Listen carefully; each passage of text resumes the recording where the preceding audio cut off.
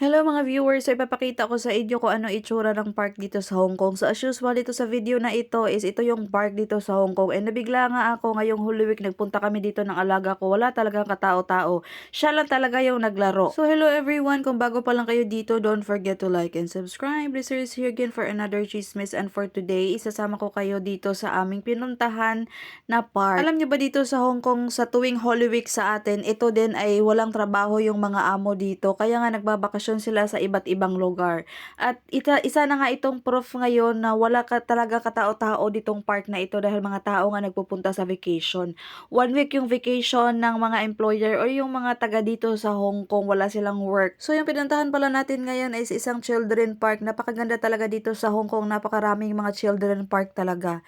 Hindi gaano karami yung mga bata dito pero napakaraming playground and playground na lalaruan ng mga bata is free. It's very unusual para sa akin today dahil nabigla akong wala talagang tao dahil yung normal days dito marami talaga mga bata naglalaro dito, malapit ito sa school.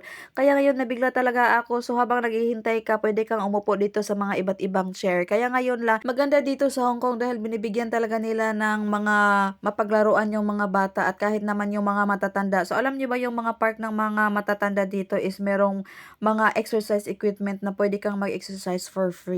Maganda talaga dito sa Hong Kong kahit na yung mga beach na pupuntahan mo ang bongga ng mga beach pero walang entrance fee. Yung babayaran mo lang talaga is yung play fee gaya ng magpunta kayong island, yung boat lang yung babayaran mo for pamasahe. Pagdating doon sa island walang entrance fee.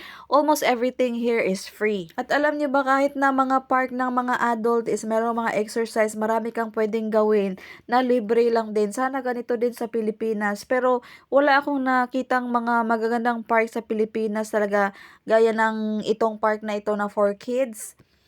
Sa Pilipinas kasi majority talaga merong bayad, walang libre. Pero dito sa Hong Kong, free yung mga bata maglaro ng kahit saang-saang park. And ito nga yung park ngayon is isa lang sa pinuntahan natin. Kaya naman yung mga bata dito nag-i-enjoy talaga at hindi na nila kailangan magbayad. Kagaya sa atin sa Pilipinas, gustuhin man nating mag-enjoy no, pero talagang may mga bayad. Yung may mga laruan sa SM, maraming mga mall na merong mga kids zone na ano ba yung tawag doon na maglaro, magbayad ka doon ng 3 oras at maglalaro yung mga kiddos. Dito sa Hong Kong, hindi uso yung mga ganyan dahil hindi na nila kailangang magbayad ng mga ganyan papasok sa iba't ibang mall dahil yung mga playground ng mga pangbata is maraming mga amenities na pwede mag-enjoy yung mga bata, yung mga outdoor activity. At hindi lang po outdoor, meron din po silang indoor kagaya ng mga amusement center na libre lang po. Magpila ka lang talaga doon. So that's all for today. Thank you.